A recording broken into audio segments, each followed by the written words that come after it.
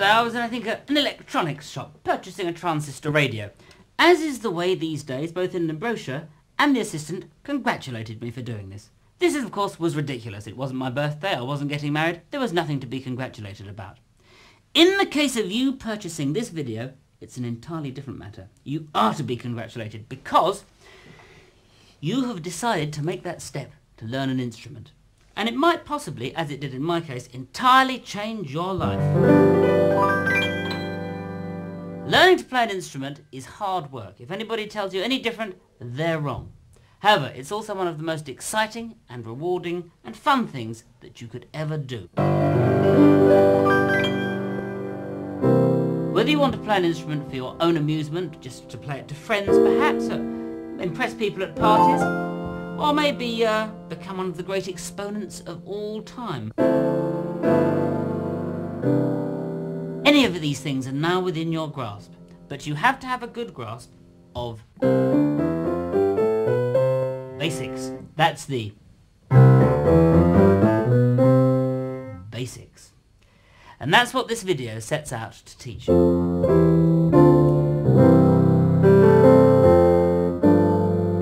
It assumes you have no knowledge of the instrument whatsoever and are starting entirely from scratch. If you follow this video through step by step, by the time you come to the end, you will have a good working knowledge of the instrument, enabling you to decide what type or style of music you wish to play. Of course, there is no substitute for practice, that's the big key to it, and even just as soon as you get to grips with whatever instrument it is, just one note I always found when I started to play, just by getting some sort of a rhythm on one note, gets you the feel of the instrument. And then just adding something else as a simple harmony. It's such a pleasure. Start by playing the video all the way through. It will give you a good idea of the journey, that's the musical journey that you are embarking upon, and the structure of the course. You will notice the program is in sections which you can easily find. Try to complete a section and don't move on until you feel comfortable and ready. When the tutor demonstrates a piece or section, try playing along until you're happy with the way that you sound. Keep practicing. That's the essence of learning any instrument. The beauty of this way of learning is that you are in control and you can choose the time and speed at which you learn. So we have chosen one of the best around to teach you. Accomplished clarinetist David Battelli has played and arranged for many aspects of the musical arts and the commercial world, both live and studio. He's worked with Loose Tubes, Elton John, Terence Trent D'Arby and Joe Jackson.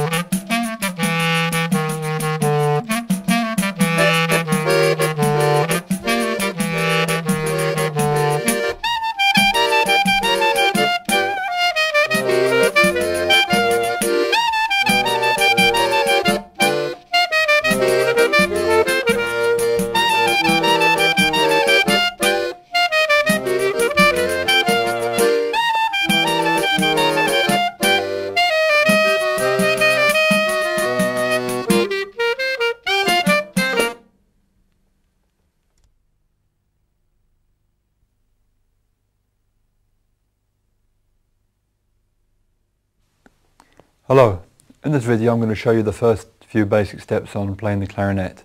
The information contained in this video will be concentrated. It should take very little time to actually impart, but its mastery will take considerably longer. There are parallels between musical and sporting activity. To develop skills and musculature, you're going to need a regular and progressive practice program. But there I can really say that the parallel ends, because the musician is concerned with chasing artistic aims and the sportsperson competitive. Now, the clarinet is a single reed instrument, and it had its origins in European folk instruments such as the sholemo or the taragota.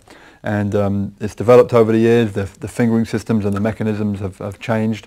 Today we have the instrument that's most commonly used is the Boehm system, pitched in B-flat. Normally you'll find yourself playing a B-flat clarinet. Now the clarinet can be made out of a variety of materials. It can be metal, it can be wood, such as is most commonly used for the best instruments, or plastics. Often student instruments are made out of plastics or resinous synthetic materials. Clarinet is used in a variety of styles of music. The very academic classical style, variety of folk styles throughout Europe and Latin America, and of course from the USA we have the New Orleans, Dixieland, Chicago, various jazz styles. But whichever style you're interested in playing, or styles, you still have to learn the basics, and that's what we're going to start to do in this video.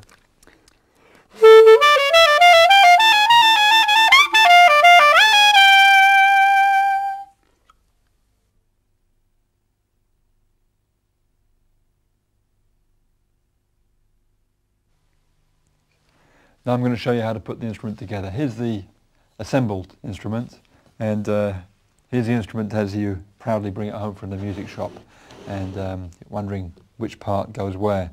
I'll just bring it out of the case to show you.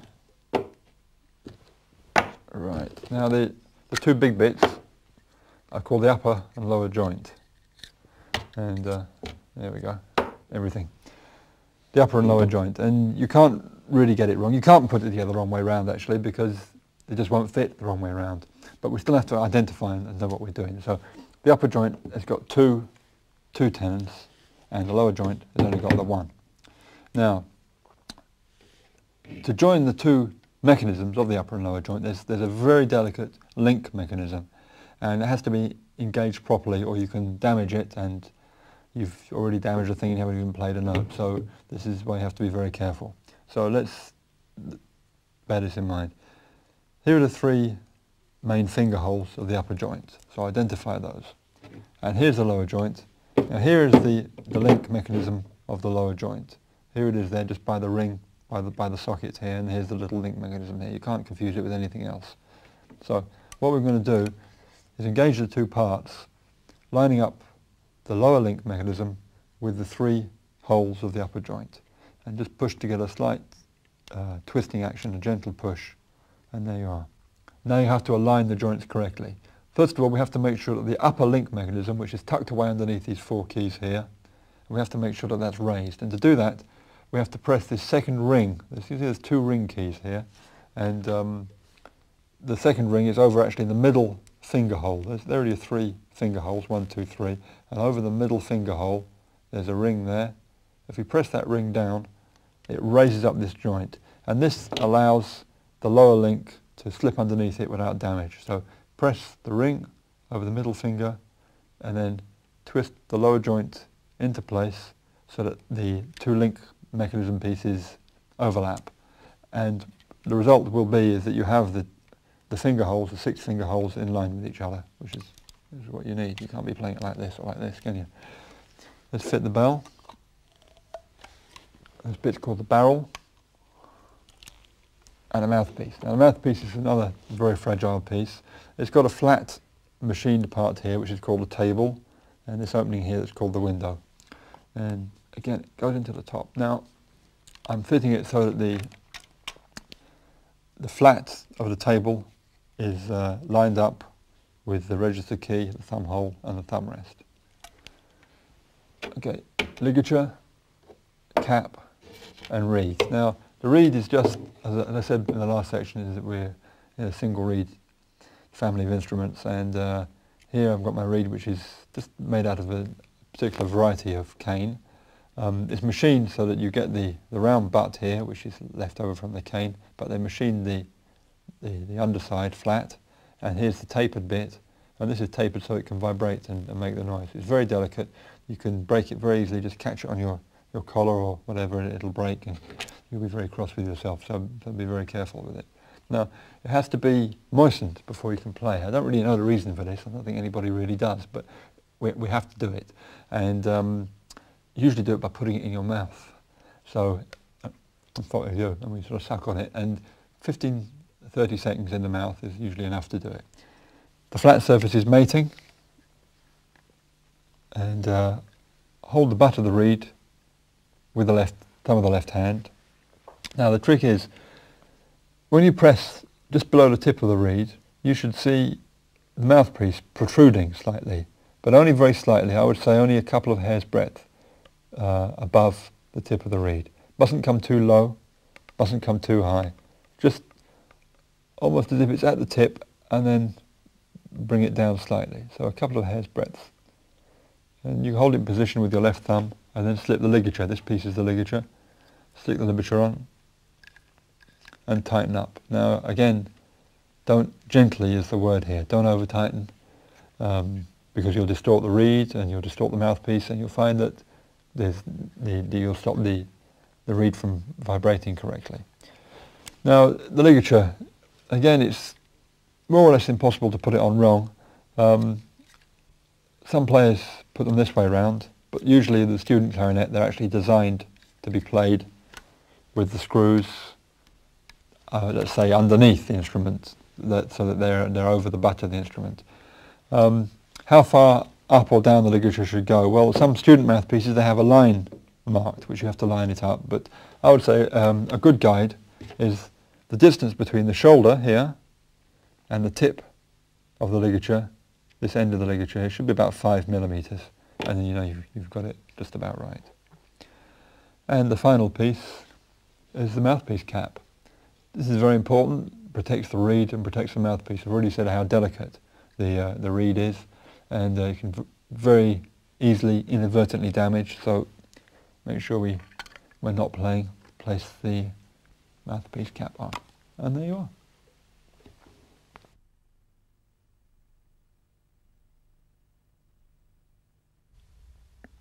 Now we're going to learn to play the first note on the clarinet.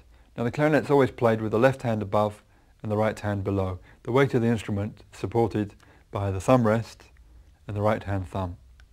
Now for the note E, we're going to cover the thumb hole with the left hand thumb and the first hole of these 3 left hand notes on the upper joint with the index finger of the left hand. We want a pressure that makes an airtight seal, but you don't want to be squeezing too hard so it hurts and makes a horrible indentation on your hand. Just enough to cover the note and stop the air getting out. Now just put the instrument to your mouth and play. What do you do with the lips? Well, the lower lip is placed between the reed and the teeth so as to make a cushion for the reed. So it's just turned in slightly, and the top teeth are placed on top of the mouthpiece. And you're trying to make a nice seal round the mouthpiece with the lips. Don't blow too hard, don't blow too soft, don't puff your cheeks out. Should be an easy, natural, relaxed process. Now, a more conventional or orthodox embouchure is to slightly turn the corners of the mouth upwards while playing in the slightest of smiles. That's what they say. And remember that it's not the jaw and the teeth that have to clamp very hard. The support is really achieved by the embouchure, the musculature around the lips and this area of the face. And these are the muscles that should be doing all the work. You shouldn't be clamping on very tensely with your jaw and your teeth. The jaw and the teeth perform a secondary supportive role. Now, have a try, keep on playing, and if you're getting nowhere, there may be some very good reasons for this. It may not be your fault, so I'd like to go through a few of those points now. There's, I suppose, 8 points we could look at. There's the reed position, your finger position, the air pressure, lip or jaw pressure, amount of mouthpiece in the mouth, the wrong reed, wrong mouthpiece, or a faulty instrument. And I'll go through those one by one. Now, the reed position, as I said before, you've got to make sure that the reed's correctly adjusted and that it's straight and true in the mouthpiece, and that you don't want the reed out like this or down like this. It's got to be just in the right place, and as I said before, a couple of hairs breadths of mouthpiece showing above the reeds is correct. And if you haven't got it adjusted right, you won't get a sound. Number two, the finger position. You've got to make sure that you're, as I said before, you're just making a nice airtight seal with your fingers and not knocking any of these keys inadvertently, because or the register key. Make sure you're not opening the register key with your thumb. Otherwise you'll end up in all sorts of noises or nothing at all. The third point is the air pressure. And this is really a matter of trial and error. If you blow too hard or too softly, you'll either get nothing at all or an uncontrolled squawk or horrible din, and so this is really trial and error. As is the fourth point, which is the lip or jaw pressure. Again, you have to control the reed to let it vibrate, but you haven't got to squeeze it so hard that nothing comes out of the instrument. So it should feel a relaxed and natural process. Now, fifthly, you have to make sure you've got the right amount of mouthpiece in the mouth. If you put too much in the mouth or too little in the mouth, again, you won't get an effective sound. I would suggest that the top teeth should end up about a centimetre from the tip of the mouthpiece. But this varies from player to player. No two people have got identical dental formations, and this is a matter of trial and error again. Now, reeds, a little note about reeds. Reeds are sold in a variety of grades, usually numbered from 1 to 5, and 1 being the softest up to 5, which are the hardest. And what we mean by soft is they're more flexible and more easy to play, and hard meaning thicker and more difficult to play. And unfortunately they're very inconsistent, not only between say 5 or 6 reeds of the same nominal grade. May there be a great variety in strength, but you can't count on buying a number 4 from manufacturer A and that being a similar strength to a number 4 from manufacturer B. So again, it's really trial and error. If you buy reeds, you've got to buy 5 or 6 at one time before you may end up with anything. However, for a beginner, you must play on a soft reed really, and that would be strength 1, 1.5, or maybe 2. Now, mouthpiece. If you've bought a new instrument, it would probably have been supplied with a mouthpiece that's correct for the instrument and correct for you as a student to play on. If you've picked up a second-hand instrument, you don't know what's on the end there. Really, you could have anything there and it could be giving you big problems. So you should really go down to the music shop and buy another one, or get some advice from a real living teacher. And it's a matter of finding a music shop that actually has somebody working in the shop that has some expertise on this subject. But I would advise that the following mouthpieces are appropriate for student use, and that would be a Boozy & Hawkes Regent No. 1, a Selmer Standard C, a Van Doren 5RV, or a Yamaha 4C. And these again will depend on the bore of the instrument, but professional advice is really appropriate here. The crucial thing, apart from the bore, is the tip opening. And again, we've got this curvature here, and if this curvature is too wide, the beginner won't be able to play it. And so you should be asking for a mouthpiece that has a tip opening between 1.05 and 1.15 millimeters, or an imperial 40 to 45 thousandths of an inch. Now finally, again, if you've bought a new instrument, it's probably working. Not 100% so, but probably working. But if you bought second-hand, there could be all sorts of things wrong with the pads that are quite hard to locate, quite hard to identify, especially for a beginner. So you need some impartial advice here. If you bought a cheap instrument, it can be not worthwhile having a complete overhaul of the pads and springs, because it's maybe worth more than the instrument itself is worth. And in that case, again, it's worth trying to find some sort of impartial help here, that you maybe have to get somebody to budget up for you. So really beware of spending too much on a cheap instrument. But having gone through all this, it's really down to you, providing everything's working correct. You've got to be patient, you've got to persevere with it. And play in short periods. If you pick it up for 5 minutes, have a play. If it's not happening, put it down, come back an hour, a couple of hours later and try again for another 5 minutes. So short periods and frequently, and you'll have some success. Always refer back to the checklist so that you're checking what you're doing. And when you find you're getting some good results, look in the mirror and see what your embouchure is doing. And when the sounds are more pleasing and easier, then try and make that embouchure look like that again.